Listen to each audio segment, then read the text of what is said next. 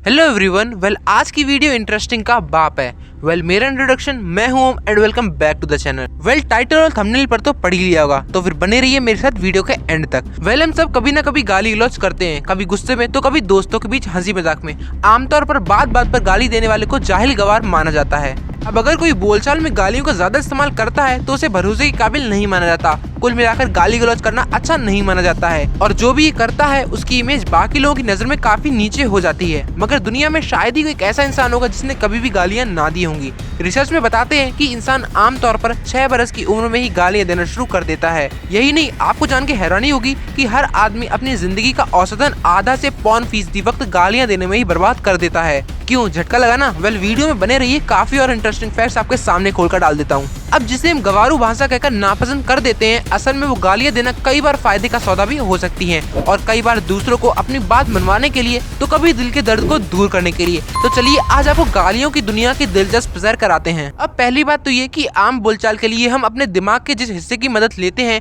गाली देने में उस हिस्से का कोई रोल नहीं होता। यानी गालियों के हमारे दिमाग के अंदर ही एक अलग दुनिया है। मनोविज्ञान और लेखक रिचर्ड स्टीफन का कहना है कि हमारी जुबान को कंट्रोल करने वाले दिमाग का हिस्सा अलग है, जो इंसान के विकास की प्रक्रिया में बाद में विकसित होता है। वहीं आपको जान के हैरानी होगी कि दिमाग के जिस हिस्से से गालियां निकलती हैं, वो इंसान के दिमाग की शुरुआत यानी पुराना इलाका है। स्टीफन बताते हैं कि जिन लोगों को आम जुबान बोलने में दिक्कत होती है, वो भी फर्राटे से गालियां दे लेते हैं। अब कई लोगों को तो गालियां निकालने का खत होता है। इसका सीधा ताल्लुक हमारे दिमाग की बनावट से है।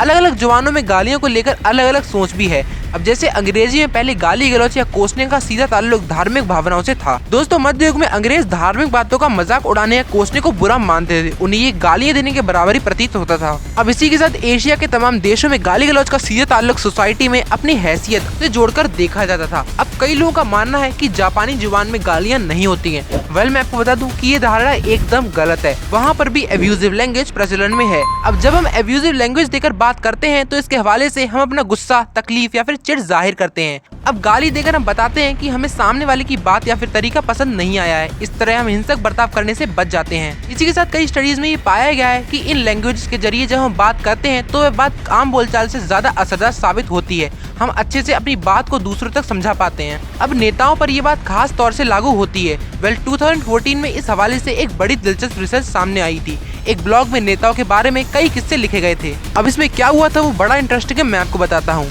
हुआ यूँ कि जिस भी कहानी में नेता को गाली गलौज करते हुए बताया गया था, उस पर लोगों ने ज्यादा यकीन किया। हालांकि इससे लोगों के वोटिंग इरादे पर भी कोई फर्क नहीं पड़ा था। अब इससे कंक्लूजन ये निकला कि साफ है कि गाली देने वाले नेता पर लोगों ने इसलिए भरोसा किया होगा क्योंकि वह बनावटी नहीं था। अब एक बात और, ऑनलाइन बात करने में लोग बेहुदा जुबान का ज्यादा इस्तेमाल करते हैं, इसलिए भी ब्लॉग में गाली गलौज वाली कहानी पर ही ज्यादा यकीन किया जाता है।